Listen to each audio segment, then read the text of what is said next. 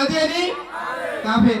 এই কাদিয়ানিকে কাফের ঘোষণা করার জন্য আমাদের ঢাকা সোহরাওয়ার্দী উদ্যানে অর্থাৎ 15 তারিখ সামনে শনিবার একটা মহাসমাবেশ আয়োজন করা হয়েছে। আপনারা যারা যেতে পারেন তারা যাবেন, আর যারা যেতে পারেন না কমস কম আল্লাহর কাছে দোয়া তো করতে পারবেন। দোয়া করতে পারবেন না? এটা একটা ঈমানের দাবি, এটা ঈমানের দাবি। আমরা যারা যেতে পারি যাব, আর যারা যেতে পারি না আমরা মন থেকে দোয়া করব। তারিখটা কি যেন বললাম? 15 তারিখ শনিবার, মনে রাখবেন। এবং এখন থেকে আপনারা দোয়া করবেন যাতে করে এই সমাবেশটা কামিয়াবি, আমাদের জন্য রহমত, আমাদের জন্য বরকত, আমাদের জন্য নেয়ামত। আসলে আমরা বুঝতে পারি না।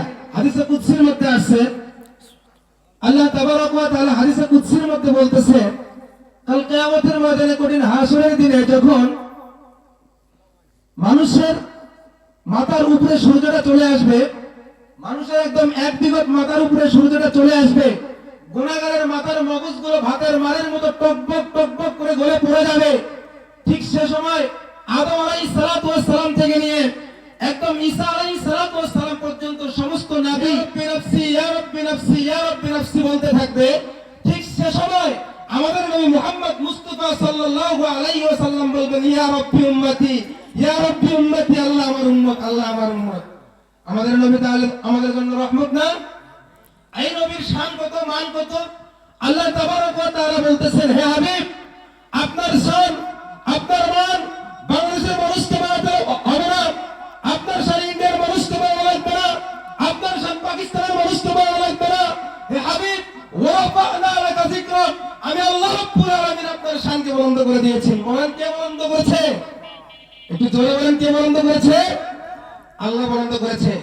সম্মানিত উপস্থিতি, ওই নবীকে নিয়ে যে নবীর শান বুলন্দ করেছেন আল্লাহ, যে নবীকে রাহমাতুল লিল আলামিন হিসেবে স্বীকৃতি দিয়েছেন আল্লাহ, যে নবীকে শাফিউল মুসলিমিন হিসেবে বলেছেন আল্লাহ, ওই নবীকে যদি কেউ কটূক্তি করে, ওই নবীকে নিয়ে যদি কেউ ব্যঙ্গাত্মক কাজ করে, তার মতো খারাপ পৃথিবীর জমিনে আর কেউ হতে পারে না। কথা বলেন ঠিক কিনা? সম্মানিত উপস্থিতি, আমি আপনাদেরকে একটি কথা বলে দিতে চাই, আমাদের নবীর শান মান বুলন্দ করেছেন কে? কথা বলেন, বুলন্দ করেছেন কে? আল্লাহ বুলন্দ করেছে। আমি আপনাদের কাছে একটু উদারত আহ্বান জানাতে চাই। আমাদের নবী বলেছেন, আনা খাতামুন নাবিয়্যিন লা নাবিয়্যা বাদি, আমি হলাম শেষ নবী, আমার পরে আর কোন নবী। একটা দল রয়েছে আমাদের নবীকে আখির নবী হিসেবে মানে না। কথা বলেন ঠিক কিনা? ওই দলটা কি? ওই দলটা কি? কাদিয়ানি। ওই দলটা কাফের। কাদিয়ানি, জোরে বলেন, কাদিয়ানি কাফের। এই কাদিয়ানিকে কাফের ঘোষণা করার জন্য আমাদের ঢাকা সোহরাওয়ার্দী উদ্যানে অর্থাৎ 15 তারিখ সামনে শনিবার একটা মহাসমাবেশ আয়োজন করা হয়েছে। আপনারা যারা যেতে পারেন তারা যাবেন, আর যারা যেতে পারেন না কমস কম আল্লাহর কাছে দোয়া তো করতে পারবেন। দোয়া করতে পারবেন না? এটা একটা ঈমানের দাবি, এটা ঈমানের দাবি।